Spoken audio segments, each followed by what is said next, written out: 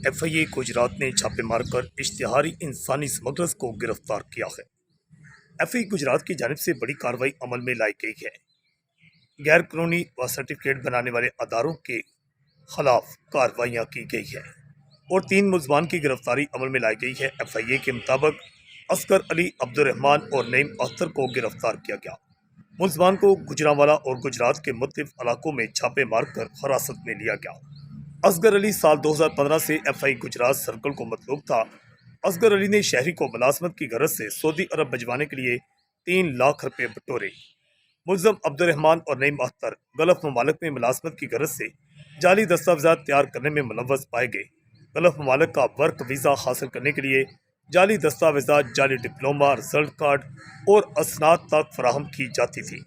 FIA ने गिरफ्तार मुलजमान से तफ्तीश का दायरा वसी कर दिया है। HTN से मैं हूँ आकाश न्याज़।